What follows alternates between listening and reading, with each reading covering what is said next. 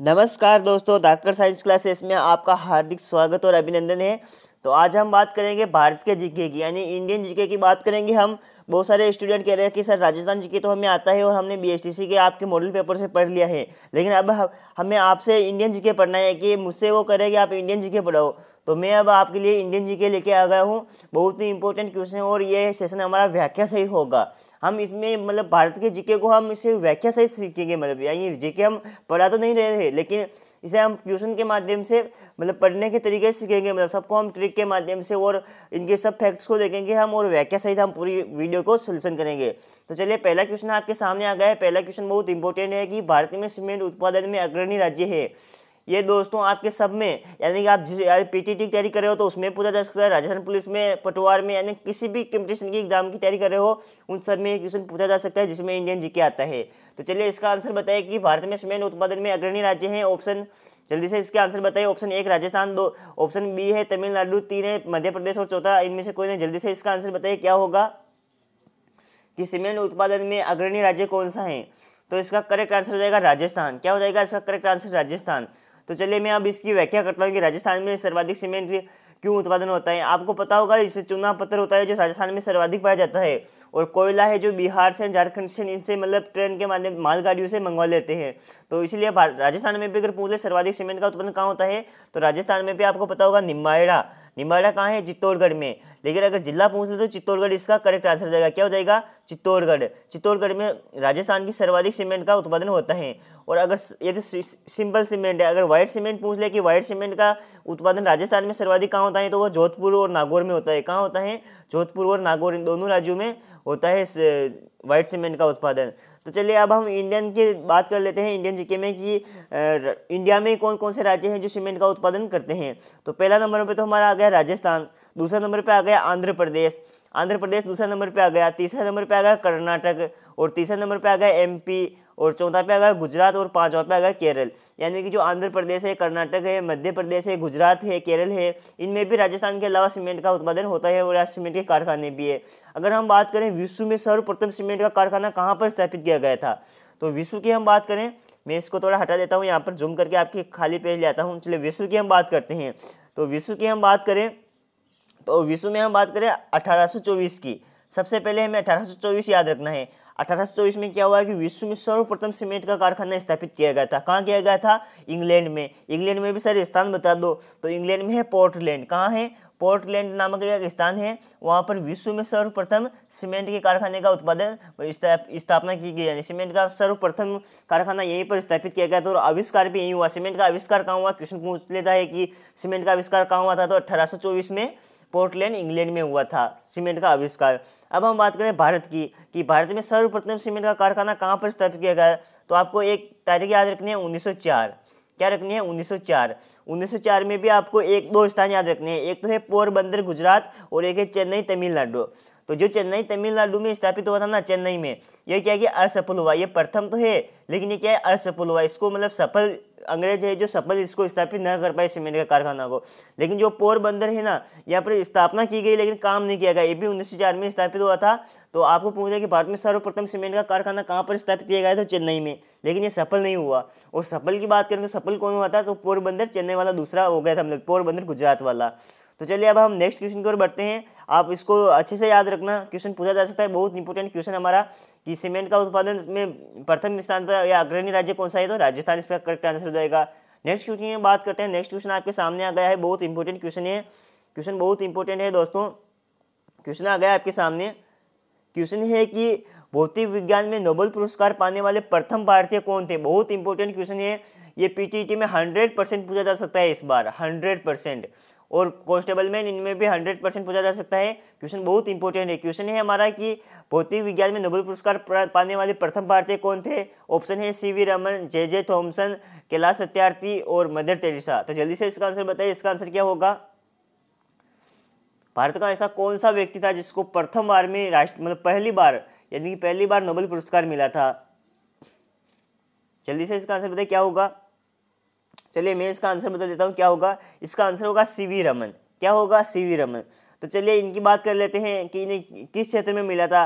तो इन्हें प्रकाश का प्रकीर्णन नाम की खोज की थी इन्होंने। बहुत सी किताबों में आपको रमन प्रभाव भी लिखा होगा, तो यही है, मतलब दोनों रमन प्रभाव और प्रकाश की प्रकीर्णन ये एक ही है। इसमें इन्होंने कहा था कि समुद्र का मतलब रंग होता है जो नीला होता है, ये सभी इससे संबंधित हैं। तो इन्होंने खोज कब की थी और नोबेल पुरस्कार कब मिला था? तो इन्होंने खोज तो की थी 1928 में। कब की थी? 1928 में। और नोबेल पुरस्कार कब मिला? 1930 में, यानी कि 2 साल बाद। 2 साल बाद इन्हें नोबेल पुरस्कार मिला था। 2 साल बाद क्या मिला इन्हें? नोबेल पुरस्कार मिला था। और ये प्रथम भारतीय थे जिन्होंने खोज की थी इसकी भौतिकी क्षेत्र में। और इनकी बात है, और इन्होंने क्या क्या किया था, इनका पूरा नाम भी एग्जाम में पूछा जा सकता है कि सीवी रमन का पूरा नाम क्या है। तो इनका पूरा नाम है चंद्रशेखर वेंकट रमन। क्या है? चंद्रशेखर वेंकट रमन। सी का मतलब होता है चंद्रशेखर, वी का मतलब होता है वेंकटक, और रमन का इनका पूरा नाम है। तो इनका पूरा नाम क्या है? चंद्रशेखर वेंकट रमन। तो इनका पूरा नाम तो आपको पता होगा। और नोबेल पुरस्कार कब दिया गया? अभी मैंने बताया है अभी कि 1930 में इन्हें नोबेल पुरस्कार दिया गया। किस क्षेत्र में? भौतिकी के क्षेत्र में, यानी भौतिक विज्ञान के क्षेत्र में इन्हें नोबेल पुरस्कार दिया गया। और ये प्रथम भारतीय थे जिन्हें भौतिक के क्षेत्र में नोबेल पुरस्कार मिला था। अब क्वेश्चन ये भी आता है कि ये भी क्वेश्चन पूछा जा सकता है कि नोबेल पुरस्कार किसकी याद में दिया जाता है, मतलब यह कौन सा वैज्ञानिक था जिसकी याद में नोबेल पुरस्कार दिया जाता है? आपको पता है किसकी याद में दिया जाता है? जल्दी से कमेंट करके बताएं मुझे कि नोबेल पुरस्कार किसकी याद में दिया जाता है। तो ये दिया जाता है अल्फ्रेड नोबेल की याद में। किसकी याद में? ये एक स्वीडन के वैज्ञानिक थे, अल्फ्रेड नोबेल। कौन थे? इसको लिख लो कहीं पर, अल्फ्रेड नोबेल है, जो कि एक मतलब स्वीडन के वैज्ञानिक थे। इन्हीं की याद में नोबेल, इनका नाम नोबेल था। तो इन्होंने खोज की थी, सर्वाधिक खोजें इन्होंने की थी, नोबेल। तो इन्हीं की याद में पुरस्कार दिया जाता है। कौन सा पुरस्कार? नोबेल पुरस्कार। और अब तक का ये खोजों में सबसे बड़ा पुरस्कार है दोस्तों ये। चलिए अब हम नेक्स्ट क्वेश्चन की बात करते हैं। नेक्स्ट क्वेश्चन आपके सामने आ गया है।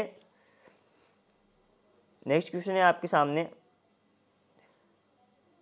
थोड़ा जूम कर देता हूं मैं आपको। हाँ, एक क्वेश्चन आपको अच्छी तरह से दिख रहा होगा कि भारतीय इस्पात प्राधिकरण लिमिटेड की स्थापना कब की गई थी। बहुत इंपॉर्टेंट क्वेश्चन है कि भारतीय इस्पात प्राधिकरण लिमिटेड की स्थापना कब की गई थी। जल्दी से इसका आंसर बताइए कब की थी। ऑप्शन एक ए है 1961, ऑप्शन बी है 1974, और सी है 1988, और डी है इनमें से कोई नहीं। जल्दी से इसका आंसर बताइए क्या होगा। भारतीय इस्पात प्राधिकरण लिमिटेड, इसे मैं आपको हिंदी इंग्लिश में भी बता देता हूँ। इसको इंग्लिश में बोलते हैं क्या? इसको इंग्लिश में बोलते हैं इसे क्या बोलते हैं इंग्लिश में बोलते हैं इसे steel authority of India limited, यानी कि सेल। आपने सेल का नाम सुना होगा, SAIL, सेल बोलते हैं इसे। इसकी फुल फॉर्म क्या है? एस का मतलब हो गया स्टील, एस का मतलब क्या हो गया? स्टील। ए का मतलब क्या हो गया? अथॉरिटी। एफ का मतलब क्या हो गया? अथॉरिटी। और आई का मतलब क्या हो गया? इंडिया। आई का मतलब क्या होगा? इंडिया। और एल का मतलब क्या होगा? लिमिटेड। तो अब आप इसकी फुल फॉर्म भी पूछ सकते हैं दोस्तों, ये कि सेल की फुल फॉर्म बताइए। क्या? सेल की फुल फॉर्म बताइए। तो आप क्या बताओगे? Steel authority of India limited. और अगर से हिंदी में पूछ ले तो हिंदी में कहेंगे भारतीय इस्पात प्राधिकरण लिमिटेड। भारतीय इस्पात प्राधिकरण लिमिटेड क्या होगी? इसकी स्थापना कब की गई थी? 1974 में की गई थी। 1974 में किसके द्वारा की गई थी? और ये इसकी स्थापना मतलब इसकी स्थापना क्यों की गई थी दोस्तों? इसकी स्थापना क्यों की गई थी? तो लोहा और इस्पात होता है, उसे मतलब जो उनको तैयार करने के लिए बनाया गया है। मतलब इससे सेल में क्या होता है, मतलब ये एक उद्योग है, और इसमें मतलब 1974 में स्थापना की। इसमें मतलब लोहा और स्टील होता है, इसे मतलब कुछ भी सामग्री बनाते हैं, तो इसी के लिए ये हैं। तो आप इसका नाम याद रखना है। सेल की फुल फॉर्म जरूर पूछी जा सकती है इस बार, ये तो पूछे ना पूछे, लेकिन इस क्वेश्चन में सेल आपको याद रखना है। इसकी फुल फॉर्म पूछी जा सकती है भारतीय इस्पात प्राधिकरण लिमिटेड। इसकी फुल फॉर्म क्या है? भारतीय इस्पात प्राधिकरण लिमिटेड। नेक्स्ट क्वेश्चन की बात करते हैं। नेक्स्ट क्वेश्चन आपके सामने आ गया है। नेक्स्ट क्वेश्चन ये कि क्वेश्चन आपको दिख गया होगा। क्वेश्चन है कि भारत का सबसे बड़ा नमक उत्पादक राज्य है। बहुत इंपॉर्टेंट ये है कि भारत में सबसे बड़ा नमक उत्पादक राज्य कौन सा है। ऑप्शन ए है राजस्थान, बी है गुजरात, सी है तमिलनाडु, और डी है उड़ीसा। जल्दी से इसका आंसर बताइए। इसका आंसर क्या होगा कि भारत में सबसे बड़ा नमक उत्पादक राज्य है। वाह, जल्दी से इसका आंसर बताइए क्या होगा कि भारत का सबसे बड़ा नमक उत्पादक राज्य कौन सा है। तो पहला होगा, इसमें क्या होगा? पहला कौन सा है? तो पहला गुजरात है। ये पूछा है सबसे बड़ा कौन सा है, तो इसमें राजस्थान बता रखा है, लेकिन गुजरात इसमें होगा। क्या होगा? गुजरात। गुजरात बी इसका करेक्ट आंसर हो जाएगा। बी इसमें करेक्ट आंसर हो जाएगा। क्या? गुजरात। गुजरात भारत का सबसे बड़ा नमक उत्पादक राज्य है। और यहाँ गुजरात के बाद फिर राजस्थान आएगा। पहला नंबर पे कौन है भारत में? फर्स्ट नंबर पर नमक उत्पादन कौन है? गुजरात। सेकंड है राजस्थान, और थर्ड पे है आंध्र प्रदेश। और फोर्थ पे है तमिलनाडु। फोर्थ पे कौन सा है? तमिलनाडु। और उड़ीसा का स्थान 5वें स्थान पर है, ये अभी नहीं है। तो आपको अब याद रखना है कि नमक उत्पादन में प्रथम स्थान पर कौन आता है, गुजरात, दूसरा पे राजस्थान, तीसरा पे आंध्र प्रदेश और चौथा पे तमिलनाडु और पांचवा पे उड़ीसा। ऐसे यूपी ऐसे क्वेश्चन ऐसे भी आ सकता है कि भारत में पांचवें नमक उत्पादन में पांचवें स्थान पर कौन आता है, तो आपको उड़ीसा इसमें करेक्ट करना है। तो चलिए हम नेक्स्ट क्वेश्चन की ओर बढ़ते हैं। नेक्स्ट क्वेश्चन आपके सामने आ गया है।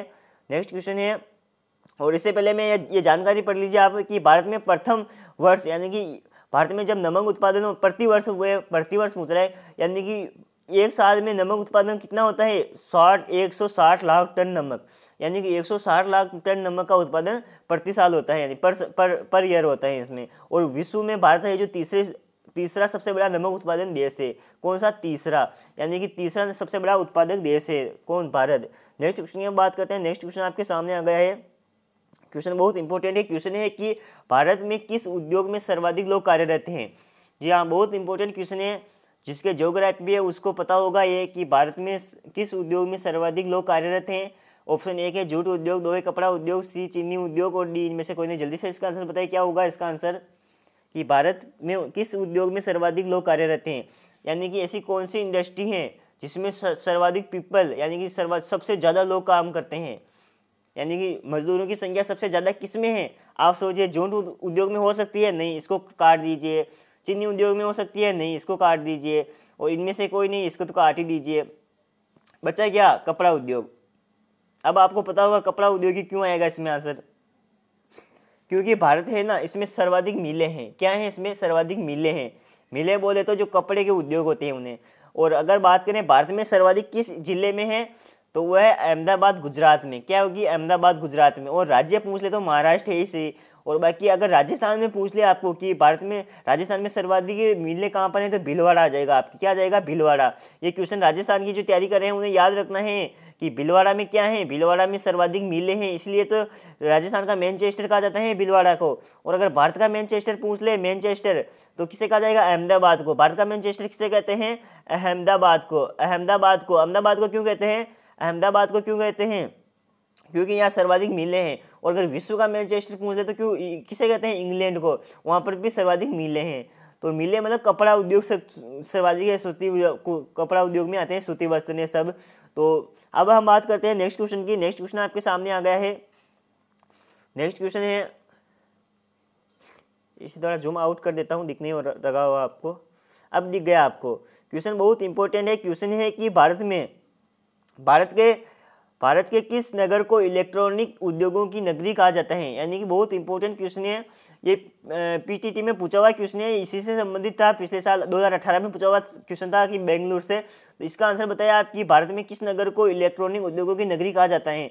अब आपको पता होगा ये नगर पूछ रहे तो आप झारखंड को तो काट दोगे क्योंकि ये राज्य है, कानपुर को भी काट दोगे। उत्तर प्रदेश में ना इलेक्ट्रॉनिक ज़्यादा कुछ नहीं। अब आपको कंफ्यूज हो रहा होगा कि सर इसमें डी आएगा या ए आएगा। बहुत सारे बच्चे सोच रहे होंगे सर इसमें डी आ सकता है, चेन्नई बहुत प्रसिद्ध है। बहुत सारे सोच रहे होंगे सर इसमें ए आएगा, बेंगलुरु है। तो चलिए इसका आंसर मैं बता देता हूँ, इसमें आप कंफ्यूज पैदा ना करें। इसका आंसर जाएगा बेंगलोर। बेंगलोर कहाँ पर है, ये कर्नाटक में है। कहाँ पर है, ये कर्नाटक में। और बात करें बेंगलुरु में क्या क्या है, तो आपको बता देता हूँ मैं बेंगलुरु में क्या क्या है। इसरो का मुख्यालय है। क्या है, इसरो का मुख्यालय है। और भी बहुत सारे जो इलेक्ट्रॉनिक संस्थान होते हैं ना, इलेक्ट्रॉनिक संस्थानों के अधिकतर मुख्यालय कहाँ पर है, बेंगलुरु में है। और बहुत सी कंपनियां, जो आप बहुत सी बड़ी बड़ी कंपनियों के नाम सुनते हैं, उनके मुख्यालय भी बेंगलुरु में है। कहाँ है, बेंगलोर में है। और ये कहाँ है, कर्नाटक में है। कहाँ है, ये कर्नाटक में। यहाँ पर मतलब बहुत सारे इलेक्ट्रॉनिक चीज़ें, इसे इलेक्ट्रॉनिक चीज़ों की नगरी भी कहा जाता है। राजधानी बोल दो, नगरी बोल दो, गढ़ बोल दो। अगर क्वेश्चन आ जाएगी इलेक्ट्रॉनिक उद्योगों का गढ़ किसे कहा जाता है, तो आप कंफ्यूज हो जाओगे, यार हमने गढ़ तो कहाँ पढ़ा ही नहीं। तो ऐसे आप कंफ्यूज ना हो, ये इलेक्ट्रॉनिक उद्योग है और आपको क्या लगा देना है, बेंगलोर लगा देना। गढ़ आ जाए, नगरी आ जाए, राजधानी आ जाए, कुछ भी आ जाए, लेकिन आपको आंख बंद करके क्या लगा देना है, बेंगलोर लगा देना है। और ये कहाँ है, कर्नाटक में है। ये सिंपल क्वेश्चन ऐसे आता है कि बेंगलोर शहर स्थित है। ऑप्शन में आ जाएगा आपके केरल, कर्नाटक, तमिलनाडु या उत्तर प्रदेश, कुछ भी आ जाएगा, महाराष्ट्र आ जाएगा। तो आप कंफ्यूज हो जाओगे। मतलब बहुत सारे बच्चे तो इसमें महाराष्ट्र लगा देंगे, लेकिन महाराष्ट्र में नहीं है, ये कहाँ पर है, कर्नाटक में है। नेक्स्ट क्वेश्चन की हम बात करते हैं। नेक्स्ट क्वेश्चन आपके सामने आ गया है। नेक्स्ट क्वेश्चन है कि भारत में प्रथम सूती कपड़े का कारखाना कहाँ स्थापित हुआ था। बहुत इंपॉर्टेंट क्वेश्चन है कि भारत में प्रथम सूती कपड़े का कारखाना कहाँ पर स्थापित हुआ था। ऑप्शन एक है चेन्नई, 2 है छत्तीसगढ़ और सी है मुंबई और डी है कोलकाता। तो जल्दी से इसका आंसर बताइए कि भारत में प्रथम सूती कपड़े का कारखाना कहाँ पर स्थापित किया गया था। यानी कि ये सूती कपड़े के लिए पूछ रहा है और प्रथम पूछ रहा है, यानी कारखाना कहाँ पर स्थापित किया, प्रथम पूछ रहा है, कहाँ, प्रथम। तो इसमें क्या हो जाएगा, मुंबई इसका करेक्ट आंसर हो जाएगा, मुंबई। क्या हो जाएगा, मुंबई हो जाएगा। और मुंबई में भी अंग्रेजों ने किया था इसका, क्या मुंबई में अंग्रेजों ने किया था। नेक्स्ट क्वेश्चन की बात करते हैं। नेक्स्ट क्वेश्चन आपके सामने आ गया है। क्वेश्चन है कि भारत का प्रथम स्टील प्रोजेक्ट शहर कौन सा है। बहुत इंपॉर्टेंट क्वेश्चन है ये, इस बार एग्जाम में पूछा जा सकता है। 2020 में 21 में जो भी एग्जाम होंगे, 2020-21 में जो भी एग्जाम होंगे उनके लिए ये क्वेश्चन बहुत बहुत इंपॉर्टेंट है कि भारत का प्रथम स्टील प्रोजेक्ट शहर स्थापित किया गया था, यानी कि स्टील प्रोजेक्ट शहर कौन सा स्थापित किया था। ऑप्शन ए है भिलाई, बी है जमशेदपुर, सी है बोकारो, डी है कोलकाता। तो जल्दी से इसका आंसर बताइए, इसका आंसर क्या होगा कि भारत का प्रथम स्टील प्रोजेक्ट शहर कौन सा है। जल्दी से इसका आंसर बताइए, इसका आंसर क्या होगा। इसका आंसर मैं बता देता हूँ, बी इसका करेक्ट आंसर हो जाएगा, जमशेदपुर। क्या हो जाएगा, जमशेदपुर। और जमशेदपुर का और दूसरा नाम क्या है, आप सबको पता होगा, टाटा नगर। टाटा नगर के नाम से जमशेदपुर को जाना जाता है। किसके नाम से, टाटा नगर के नाम से। टाटा, भारत का टाटा नगर किसे कहते हैं, बहुत सी बार आपने स्कूल में भी पढ़ा होगा कि भारत का टाटा नगर किसे कहते हैं, तो किसे कहते हैं, जमशेदपुर को। सबको याद होगा ये क्वेश्चन में, मुझे पता होगा, ये क्वेश्चन सबको याद होगा। लेकिन टाटा नगर इससे क्यों कहा, अब क्यों पूछ ले, क्योंकि जो एक ज्योग्राफी के स्टूडेंट है उनके सामने सबसे बड़ी समस्या होती है कि वो हर आंसर क्यों में पूछते हैं। क्यों में, सर ये क्यों होगा, क्यों होगा, और ये कहाँ और क्यों और कहाँ का मतलब जो भी क्यों और कहाँ का आंसर करता है ना, वो हर कंपटीशन में सक्सेस होता है।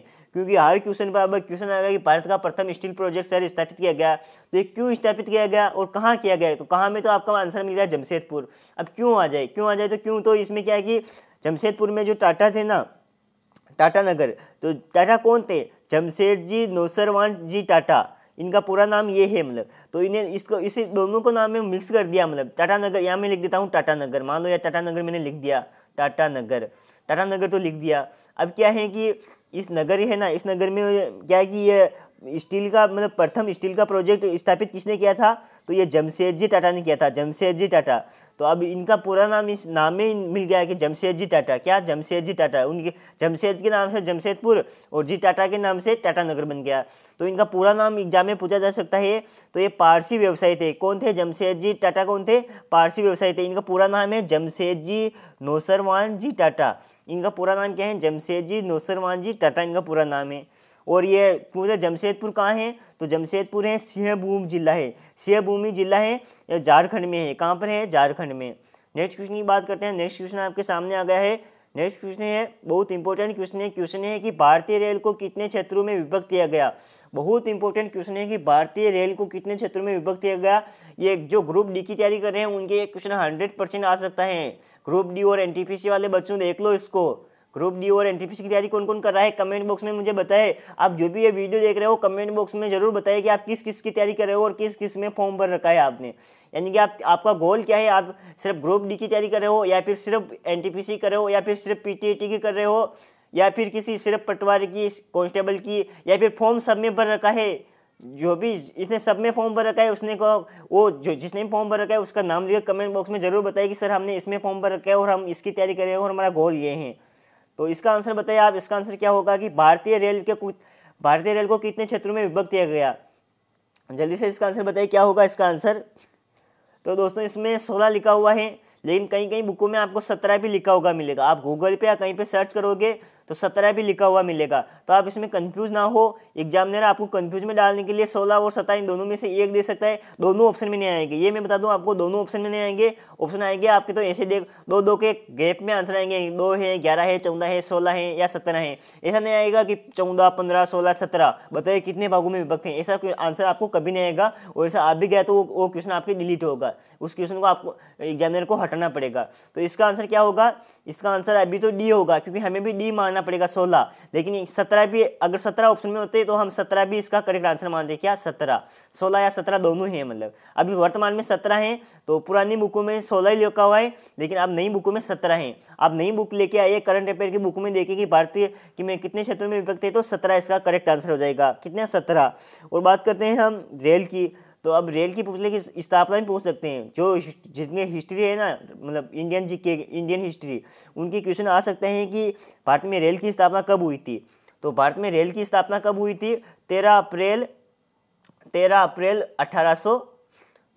1853। कितने, 13 अप्रैल 1853 में क्या हुआ था, भारतीय रेल की स्थापना हुई थी। और किसने की थी? अंग्रेजों ने की थी। और अब क्वेश्चन ये पूछा जाता है कि सर्वप्रथम भारत में रेल कहाँ से कहाँ तक चलाई गई और कितने किलोमीटर चलाई गई। ये क्वेश्चन एसएससी में पूछा हुआ है कि भारत में सर्वप्रथम रेल कहाँ से कहाँ तक चलाई गई और कितने किलोमीटर चलाई गई थी। तो ये हमारा इसका आंसर जाएगा कहाँ से कहाँ तक, तो मुंबई से थाने। क्या हो जाएगा इसका आंसर? मुंबई से थाने के बीच चलाई गई थी पर पहली बार रेल, मुंबई टू थाना। थाने लिख देता हूँ मैं, थाने। क्या हो जाएगा? थाने। आपको भी ये लिख लेना है कि भारत में सर्वप्रथम रेल कहाँ से कहाँ तक चलाई गई, तो मुंबई से थाने के बीच में चलाई गई थी। और अब दूरी पूछी जाती है कि कितने किलोमीटर चलाई गई थी, तो ये 35 किलोमीटर। कितने किलोमीटर? 35 किलोमीटर इसका करेक्ट आंसर हो जाएगा। ऑप्शन एसएससी में क्वेश्चन पूछा हुआ है कि 13 अप्रैल 1818 को सर्वप्रथम रेलगाड़ी कितने किलोमीटर चली थी, तो 35 किलोमीटर चली थी। कितने किलोमीटर चली थी? 35 किलोमीटर। चलिए हम नेक्स्ट क्वेश्चन की ओर बढ़ते हैं। नेक्स्ट क्वेश्चन हमारा आ गया है, नेक्स्ट क्वेश्चन भी रेलवे से संबंधित है। जो एनटीपीसी ग्रुप डी की इनकी सबकी तैयारी कर रहे हैं और जो तैयारी नहीं कर रहे हैं उनके भी क्वेश्चन आ सकते हैं। ऐसा नहीं कि जो तैयारी कर रहे हैं उन्हीं के आएगा, ये पीटीटी में भी आ सकता है, पटवार कांस्टेबल कहीं से भी आ सकता है। जिसके भी इंडियन जीके है ना उनके क्वेश्चन आ सकता है कि भारत में कितने प्रकार के रेल मार्ग हैं। बहुत इंपॉर्टेंट क्वेश्चन है और आप सब इसके आंसर क्या बताओगे मुझे अभी पता है, सब इसके आंसर गलत बताओगे। लगभग 90% स्टूडेंट इसका आंसर गलत बताओगे और अगर आपने सही बता दिया तो मैं मान जाऊंगा कि हाँ यार स्टूडेंट ने सही बता दिया।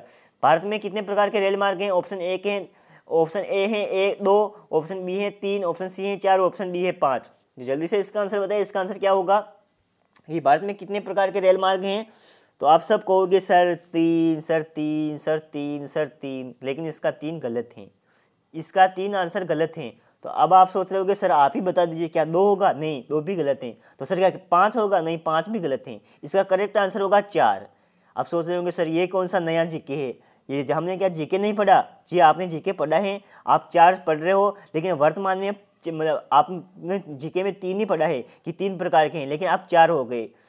तो इन चारों का मैं नाम बता देता हूँ आपको।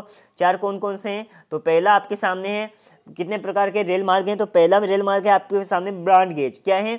Broad gauge. इस ब्रॉड गेज में लिख देता हूँ। चलिए ये ब्रॉड गेज है जो मतलब ये इस ब्रॉड गेज मैंने लिख दिया।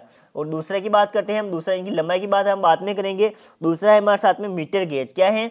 मीटर गेज कौन सी है? दूसरे प्रकार का रेल मार्ग है मीटर गेज। यहाँ लिखने में थोड़ी प्रॉब्लम हो रही है, हाँ ये। और तीसरा कौन सा है? तीसरा है नैरो गेज। कौन सा है? Narrow gauge. अब यहाँ तक तो आप सबको पता होगा कि सर हाँ ये तो हमें पता है, ब्रॉड गेज, मीटर गेज और नैरो गेज, ये सब तो आपको पता होगा। आप चौथा बताइए सर, चौथा का आप सबको इंतजार होगा, सर चौथा बता दीजिए। तो चौथे को हिंदी में तो कहते हैं मानक गेज और इंग्लिश में कहते हैं स्टैंडर्ड गेज।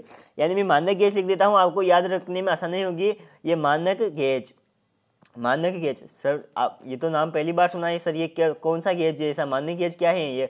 तो ये है दोस्तों, ये सिर्फ मेट्रो ट्रेन के लिए मतलब ये पटरी बचाई जाती है। मेट्रो ट्रेन होती है ना, अभी आपको पता होगा दिल्ली में जो मेट्रो ट्रेनें चलती हैं, जयपुर में चलती हैं, और अभी आपको पता होगा अहमदाबाद से यहाँ मुंबई के बीच में भी चलाई थी मोदी जी ने पहले, मतलब सालखान पहले, कि अब यहाँ की दूरी है जो मात्र 3 घंटे में मुंबई से यहाँ के बीच की दूरी हो गई। तो ऐसे ही मतलब ये मानक गेज होती है जो सिर्फ ओनली फॉर मेट्रो ट्रेन के लिए, क्या ये सिर्फ मेट्रो ट्रेन के लिए बचाई जाती है, चौथा नंबर की होती है। जबकि ये जो तीसरा नंबर की होती है नैरो गेज, ये पहाड़ी इलाकों में बचाई जाती है। ये कहाँ है? पहाड़ी इलाकों में ऐसी पटरियाँ बिछाई जाती है। और जो ये ब्रॉड गेज और मीटर गेज है ना, ये लगभग ये है जो मतलब लगभग सभी शहरों में बचाई जाती है। यानी कि जो अधिकतर है, मतलब अधिकतर लगभग आप 80% मान लो, अधिकतर यही होती है ब्रॉड गेज और मीटर गेज। जबकि ये नैरो गेज है जो कि पहाड़ी इलाकों में। और ये बात करते हैं हम इसकी मानक गेज की, तो ये कहाँ पर बचाई जाती है? ये सिर्फ और सिर्फ मेट्रो ट्रेन के लिए बचाई जाती है। तो अब आपको पता ही होगा सर, दिल्ली है, जयपुर है, मुंबई है, इनमें सब में क्या चलती है? मेट्रो ट्रेनें चलती हैं। तो मेट्रो ट्रेनों के लिए कौन सी लाइन बचाई जाती है? मानक गेज। ये क्वेश्चन आपको, इसका स्क्रीनशॉट ले लीजिए आप, और ये भी आपको याद करना है, इसका स्क्रीनशॉट ले लिया होगा आपने। अब क्वेश्चन सिंपल सा आ सकता है कि भारत में मेट्रो ट्रेनों के लिए कौन सी लाइन बिछाई जाती है। क्वेश्चन मैं आपको देता हूं, चलिए आप इसका आंसर कमेंट बॉक्स में बताना मुझे कि क्वेश्चन है हमारा कि भारत में मेट्रो ट्रेनों के लिए कौन सी लाइन बिछाई जाती है। ऑप्शन दे रहा हूं आपके सामने, ये 4 ही ऑप्शन मैंने अभी बताए थे, जे है कौन कौन सी? Broad gauge, metre gauge, narrow gauge और स्टैंडर्ड गेज या मानक गेज। तो जल्दी से इसका आंसर आपको कमेंट बॉक्स में बताना है, फिर हम कल और इसकी चर्चा करेंगे। और इनकी लंबाई की बात करें तो लंबाई लगभग सेम है, 1.4 किलोमीटर ब्रॉड गेज की है, 1 मीटर वाली की मीटर है, और 0.80 मीटर किसकी है? नैरो गेज की। और मानक गेज की भी 1.43 मीटर है। किसकी? 1.43। इनकी लंबाई ऐसी ज़्यादा पूछी नहीं जा सकती है, इनके प्रकार पूछे जा सकते हैं। तो नेक्स्ट क्वेश्चन आपके सामने आ गया। नेक्स्ट क्वेश्चन है, क्वेश्चन बहुत इंपॉर्टेंट क्वेश्चन है कि भारत में बड़े बंदरगाहों की संख्या कितनी है। जी हाँ, भारत में बड़े बंदरगाहों की संख्या बतानी है आपको। बड़े बंदरगाह, लार्जेस्ट लार्जेस्ट पोर्ट बताने हैं आपको। भारत के सबसे बड़े बंदरगाह कौन से हैं? ऑप्शन है ए है 8, बी है 12, सी है 15 और डी है 17। तो जल्दी से इसका आंसर बताइए क्या होगा। बंदरगाह का मतलब तो समझते हो ना आप। बंदरगाह का मतलब होता है पोर्ट। क्या होता है? पोर्ट। पोर्ट बोले तो जो समुद्र में चलते हैं ये पोर्ट। पोर्ट मतलब जो जहाज आते हैं और जहाज खड़े रहते हैं उसे पोर्ट बोलते हैं। पोर्ट यानी बंदरगाह। तो भारत में बड़े बंदरगाहों की संख्या कितनी है? तो आप सोच रहे होंगे सर ऑप्शन में दिए ही नहीं। तो क्या ऑप्शन में 13 देता तो अच्छा रहता ना। हाँ, अब आपके मन का विचार मैं जान गया कि सर 13 ऑप्शन इसका करेक्ट आंसर हो जाएगा कि भारत में 13 बड़े बंदरगाह हैं। लेकिन जो पुरानी बुकें हैं उनमें 12 हैं। और आप क्या कि पुरानी बुकों में पढ़ के फिर कहते हो सर आपने गलत बताया, सर आपने गलत बताया। अरे मैं गलत नहीं बताया, पुरानी बुकों में 12 हैं और वर्तमान में ये 13 हैं। कितने हैं? 13 हैं। तो आपको 12 और 13 इन दोनों में से एक ऑप्शन मिलेगा और आपको एक ही करना है। अगर 12 मिल गया तो आपको 12 कर देना है और 12 नहीं मिला तो 13 कर देना है। और अगर दोनों मिल गए तो 13 करना है। क्या दोनों मिल गए तो 13 मिलना है? और दोनों ऐसे कहीं भी नहीं मिलेंगे क्योंकि हर में मतलब गैप होता है। जैसा कि मतलब यहाँ अभी यहाँ 9 भी लिख सकते हो कि 8, 9, 10, 11 या 12, ऐसा नहीं लिख सकते। वो मतलब 2 का गैप देते हैं, 2 या 4 का गैप देते हैं। तो यहाँ पर उन्होंने 4 का दिया है या उन्होंने 2 का दिया है, ऐसे मतलब 2 और 4 के बीच का गैप देते हैं वो। और जो मतलब डिफिकल्ट एग्जाम होते हैं उनमें एक का गैप देते हैं। वहाँ लिख देते हैं 9, 10, 11 और 12। तो फिर इसमें आपको 12 कर देना है। तो इसमें भारत में बड़े बंदरगाहों की संख्या कितनी है? 12 है। 13 है। कितनी है? 13 और 12 ये सेम ही है। तो चलिए हम इसमें एडिशनल जानकारी दे देते हैं। ये तो बड़े पूछ लिया, और अगर छोटे और मतलब मध्य पूछ ले कि भारत में छोटे बंदरगाहों की संख्या कितनी है। तो छोटे बंदरगाहों की संख्या कितनी है? छोटे बंदरगाह पूछ ले आपको। छोटे बंदरगाह की संख्या पूछ ले कि भारत में छोटे बंदरगाहों की संख्या कितनी है। तो 200 है। कितनी है? 200। भारत में 200 छोटे बंदरगाह हैं। कितने कौन से बंदरगाह हैं? छोटे बंदरगाह कितने हैं? 200 हैं। और बात कर लेते हैं भारत में सबसे बड़ा बंदरगाह कौन सा है। ये क्वेश्चन सबसे इंपॉर्टेंट है कि भारत का सबसे बड़ा बंदरगाह कौन सा है। ये क्वेश्चन आपकी पूछा जा सकता है कि भारत का सबसे बड़ा बंदरगाह कौन सा है। मैं संख्याओं काट के लिख देता हूँ कौन सा है। तो आप बताइए मुझे कौन सा है भारत का सबसे बड़ा बंदरगाह कौन सा है। क्वेश्चन ऐसे जुड़ के आते हैं और आप इन सबको मतलब कनेक्ट करके याद करोगे तो आपको याद भी होगा। अब आपको याद होगा कि सर भारत में बड़े बंदरगाह 13 हैं और भारत में छोटे बंदरगाह 200 हैं। तो अब पूछा है भारत का सबसे बड़ा बंदरगाह कौन सा है। तो सबसे बड़ा बंदरगाह कौन सा है? मुंबई है। कौन सा है? मुंबई भारत का सबसे बड़ा बंदरगाह है, मुंबई। और ये विश्व में दोस्तों ये कितने नंबर पर आता है? 29वें नंबर पर आता है। मुंबई है जो विश्व में 29वें नंबर पर आता है, यानी कि विश्व का ये 29वां सबसे बड़ा बंदरगाह है और भारत का पहला सबसे बड़ा बंदरगाह है। चलिए हम नेक्स्ट क्वेश्चन की ओर बढ़ते हैं। नेक्स्ट क्वेश्चन आपके सामने आ गया है। क्वेश्चन है कि भारत का 40% सड़क परिवहन होता है। बहुत इंपॉर्टेंट क्वेश्चन है कि भारत का 40% सड़क परिवहन होता है। भारत का 40% सड़क परिवहन होता है, किससे होता है? ऑप्शन ए है राज्य मार्ग, ऑप्शन बी है राष्ट्रीय मार्ग, ऑप्शन सी है ग्रामीण मार्ग, उनमें से कोई नहीं। तो जल्दी से इसका आंसर बताइए कि भारत का 40% सड़क परिवहन किससे होता होंगे। आप सब सोच रहे होंगे सर किससे होता है। आप सोच रहे होंगे सर ग्रामीण सड़कें सर्वाधिक होती हैं, तो ये इसका करेक्ट आंसर होगा। जी नहीं, ये आंसर इसका नहीं होगा। ये भी आपने काट दिया होगा। अब आप इन दोनों में कंफ्यूज हो रहे होंगे कि सर ए होगा या बी होगा, ए होगा या बी होगा। तो इसमें आपको ए को भी काट देना है और इसमें अब आंसर बचा बी, तो हमारा बी इसका करेक्ट आंसर हो जाएगा। अब मैं आपको समझाता हूँ कि कैसे होगा। ये क्वेश्चन आप ध्यान से पढ़े कि भारत का 40%, ये क्या है 40% और सड़क परिवहन पूछ रहा है, न कि ये लंबाई पूछ रहा है। दोस्तों अगर यहाँ लंबाई पूछ देते तो फिर आपको कंफ्यूज में होता है, लेकिन ये परिवहन पूछ रहा है, यानी कि जो यातायात पूछ रहा है, सड़क का यातायात सर्वाधिक किससे 40% किससे होता है। तो ये राष्ट्रीय राजमार्ग से होता है, यानी कि भारत में मतलब 40% लोग वाहनों को कहाँ पर चलाते हैं? राष्ट्रीय राजमार्ग पर चलाते हैं। मतलब इधर माल को इधर उधर ले जा वस्तुओं को लाने ले जाने के लिए यातायात के लिए। तो इसमें क्या हो जाएगा 40% तो क्या हो जाएगा? सड़क परिवहन या यातायात हो जाएगा। और या अगर लंबाई पूछ ले इनकी कि राष्ट्रीय राजमार्ग की लंबाई टोटल सड़क लंबाई की कितना % है, तो ये 2% हो जाएगा। अब आप कंफ्यूज हो रहे होंगे सर 2% इतना कम कैसे होगा, यानी कि लंबाई पूछ रहा है, यानी कि भारत में टोटल सड़क की लंबाई है ना, उनका 2% लंबाई राष्ट्रीय राजमार्ग है और 40% इसमें परिवहन होता है, यानी कि 40% परिवहन किस पे 2% सड़क पर 40% परिवहन होता है। तो सर ये ग्रामीण सड़क नहीं है, ये क्यों बनाई? ये इसीलिए बनाई, खेलने के लिए बनाई क्या? नहीं, ये खेलने के लिए नहीं बनाई, यहाँ परिवहन कम होता है, यहाँ लोग तो आते जाते सर्वाधिक है। अगर लंबाई पूछ ले तो सर्वाधिक लंबाई किसकी है? ग्रामीण सड़कों की लंबाई, भारत में सर्वाधिक सड़कों की लंबाई किसकी है, तो ग्रामीण सड़कों की लंबाई सर्वाधिक है। फिर राज्य मार्ग की लंबाई है और फिर राष्ट्रीय राजमार्ग की लंबाई है, यानी कि NH और SH, यानी स्टेट हाईवे और नेशनल हाईवे और फिर ये ग्रामीण सड़कें आ गई। तो इसमें शीतो सड़कों की सर्वाधिक लंबाई है और फिर इसमें राष्ट्रीय और राज्य और फिर राष्ट्रीय आ जाएगा। और प्रतिशत की बात करें तो प्रतिशत सर्वाधिक इसका है, ग्रामीण का है। लंबाई इसकी तो प्रतिशत भी इसका ही होगा, लेकिन यहाँ सड़क परिवहन कम है, ग्रामीणों का सड़क परिवहन कम है। चलिए हम नेक्स्ट क्वेश्चन की ओर बढ़ते हैं।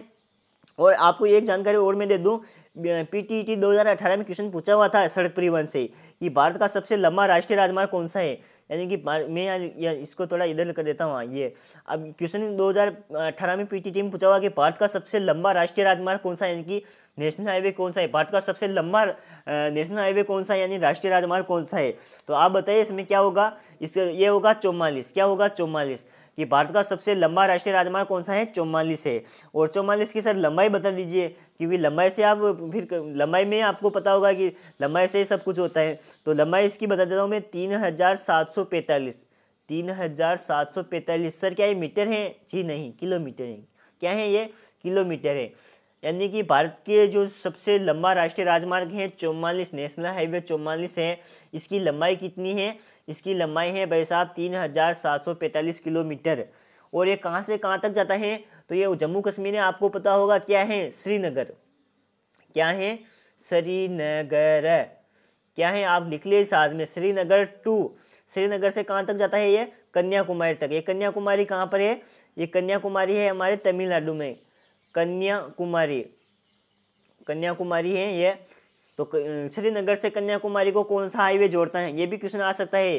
क्वेश्चन बहुत इंपॉर्टेंट है, आप ध्यान से सुनो इसको कि श्रीनगर को कन्याकुमारी से कौन सा राष्ट्रीय राजमार्ग जोड़ता है। ऑप्शन में मिल जाएगा नेशनल हाईवे 44, 45, 46, 47। तो इसमें क्या होगा फिर, नेशनल हाईवे 44 इसका करेक्ट आंसर हो जाएगा। चलिए हम नेक्स्ट क्वेश्चन की ओर बढ़ते हैं। नेक्स्ट क्वेश्चन आपके सामने आ गया है। नेक्स्ट क्वेश्चन है कि भारत में पहली बार जनगणना कब हुई। जी हाँ, बहुत इंपॉर्टेंट क्वेश्चन है कि भारत में पहली बार जनगणना कब हुई थी। तो इसका आंसर बताइए आप, क्या होगा कि भारत में पहली बार जनगणना कब हुई थी। ऑप्शन आपके सामने हैं, जल्दी से इसका आंसर बताइए कि भारत में पहली बार जनगणना कब हुई थी। तो इसका आंसर हो जाएगा बी, ऑप्शन बी। क्या होगा, तो 1872। क्या होगा, 1872। 1872 में क्या हुई थी, पहली जनगणना हुई थी। ये तो आपको क्वेश्चन और आंसर समझ में आ गया होगा। अब पूछ रहे हैं कि स्वतंत्र भारत की पहली जनगणना कब हुई थी। अब क्वेश्चन ये तो आपको सबको याद है, लेकिन ये क्वेश्चन आपको चले बताइए मुझे कि स्वतंत्र भारत की पहली जनगणना कब हुई थी। क्वेश्चन ऐसे आते हैं कि स्वतंत्र भारत की पहली जनगणना कब हुई थी, तो वो कब हुई थी, 1951 में। कब हुई थी, 1951 में स्वतंत्र भारत की पहली जनगणना हुई थी। ये क्वेश्चन आपको याद रखना है। और अभी वर्तमान में मतलब जनगणना कब हुई थी, 2011 में हुई थी। 2011 में ये कौन से नंबर की जनगणना थी, तो ये थी 15वें नंबर की।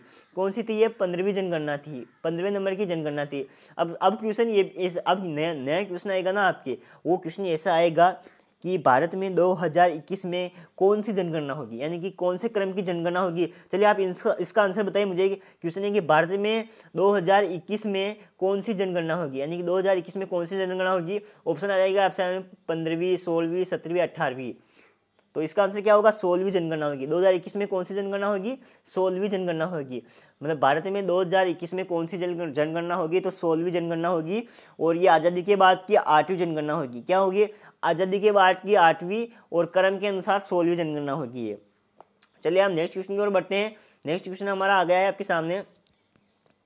क्वेश्चन है कि इस तरह जूम आउट कर देता हूँ, आपको दिखेगा अच्छा। ये क्वेश्चन बहुत इंपॉर्टेंट है। क्वेश्चन है कि चिकित्सा में नोबेल पुरस्कार पाने वाले प्रथम भारतीय थे, कौन थे। चिकित्सा में नोबेल पुरस्कार पाने वाले प्रथम भारतीय कौन थे। इसका आंसर आपको कमेंट बॉक्स में बताना है, क्योंकि ये क्वेश्चन इंपॉर्टेंट है। आपको ऑप्शन में बताना है, ये ऑप्शन है 4 आपके सामने, और इसका आंसर आपको कमेंट बॉक्स में बताना है कि भारत में प्रथम, यानी कि चिकित्सा के क्षेत्र में नोबेल पुरस्कार प्राप्त करने वाले प्रथम भारतीय कौन थे। तो कौन थे, ऑप्शन में है आपके सामने A, B, C, D। इनका ऑप्शन आपको कमेंट बॉक्स में, मतलब कमेंट में इसका आंसर देना है। और कल हम वापस यही क्वेश्चन लेके आएंगे और इसका आंसर देंगे आपको कि चिकित्सा के क्षेत्र में नोबेल पुरस्कार प्राप्त करने वाले प्रथम भारतीय कौन थे और उन्होंने क्या खोज की। आपको कमेंट बॉक्स में क्या क्या बताना है कि एक तो इनका नाम बताना है कि चिकित्सा के क्षेत्र में नोबेल पुरस्कार प्राप्त करने वाले प्रथम भारतीय कौन थे। एक तो नाम बताना है और इनने खोज कब की ये आपको ये बताना है, और खोज के साथ में कहाँ के निवासी थे, इनका जन्म कहाँ हुआ और इनकी मृत्यु कहाँ हुई, ये सब आपको कमेंट बॉक्स में इनकी पूरी डिटेल बतानी है, तभी आपको ये याद होगा। क्योंकि व्याख्या का मतलब क्या होता है कि एक क्वेश्चन की व्याख्या करना। तो आप इन सब का मतलब कमेंट बॉक्स में मुझे आंसर बताइए। और अब हम मिलते हैं नेक्स्ट क्लास में। आपको ये क्लास कैसी लगी कमेंट बॉक्स में ज़रूर बताइए कि सर इस क्लास में आपकी ये आपने ये बताया तो ये हमें ये आपका ये व्याख्या का तरीका बहुत ही अच्छा लगा। तो आपको ये व्याख्या का तरीका कैसे लगा आप कमेंट बॉक्स में मुझे ज़रूर बताएं। और आपको व्याख्या के ऐसे ही क्वेश्चन चाहिए या फिर कि नहीं सर हमें तो सिर्फ वन लाइनर क्वेश्चन चाहिए, जो सुपर फास्ट क्वेश्चन चाहिए, ये मतलब एक क्लास में 100 क्वेश्चन चाहिए हमें सुपर फास्ट आप कहोगे वैसे ही लगा। मेरे हिसाब से ये तरीका सबसे अच्छा है। और आपको ये तरीका कैसे लगा कमेंट बॉक्स में ज़रूर बताएं। और अभी तक आपने धाकड़ साइंस क्लासेस के यूट्यूब चैनल को सब्सक्राइब नहीं किया तो सब्सक्राइब कर लीजिए। और शाम को 8:30 बजे मैं आपको सूचना दे देता हूँ, 8:30 बजे एक हिंदी की क्लास होती है, उसे आप जरूर देखिए। लाइव चलती है ये दोस्तों, लाइव में बहुत मज़ा आता है। ये क्लास लाइव चलती है, आप लाइव से ज़रूर देखें। 8:30 बजे PM यानी कि शाम को चलती है ये। और इसी के बाद ये मतलब लगभग 1 घंटा चलती है, इसमें 30 क्वेश्चन होते हैं हिंदी के। और फिर चलती है हमारे 10 बजे भी हमारे जनरल साइंस की क्लास चलती है, जो NTPC ग्रुप D PTT वाले, राजस्थान पुलिस कांस्टेबल और पटवार हर एग्जाम के लिए यूजफुल है। 10 बजे वाली क्लास तो हर एग्जाम के लिए यूजफुल है, चाहे वो कोई सा भी एग्जाम हो, ये क्लास उन सब के लिए इम्पोर्टेंट है। यानी ये 10 बजे वाली क्लास अगर कोई नहीं लेता ना तो उसके साइंस के क्वेश्चन मतलब साइंस के क्वेश्चन आपको सर व्याख्या सहित सोल्व करवाते हैं और बहुत ही अच्छे तरीके से सोल्व करवाते हैं। शाम को सभी बच्चों को बहुत मज़ा आ रहा था। आपने भी वो साइंस की क्लास देखी हो तो आपको पता होगा। तो आपको क्या क्या करना है, एक तो 10 बजे वाली साइंस की क्लास देखनी हो और एक 8 बजे वाली भी हिंदी की क्लास देखनी है, 8:30 बजे वाली। 8:30 बजे वाली और 10 बजे वाली क्लास आप छोड़े ना, उसे ज़रूर देखें। लाइव क्लास चलती हैं टेस्ट सीरीज के माध्यम से और आपको व्याख्या सहित सिखाया जाता है वहाँ पर। मतलब आपको हम टेस्ट नहीं करवाते हैं, टेस्ट के साथ में आपको लेक्चर भी देते हैं और व्याख्या सहित सोल्व भी करवाते हैं उनको। तो चलिए मिलते हैं नेक्स्ट क्लास में। ये क्लास कैसे लगी जरूर बताइए और अधिक से अधिक अपने दोस्तों को शेयर करें और धाकड़ साइंस क्लासेस के यूट्यूब चैनल को सब्सक्राइब जरूर करें। धन्यवाद दोस्तों।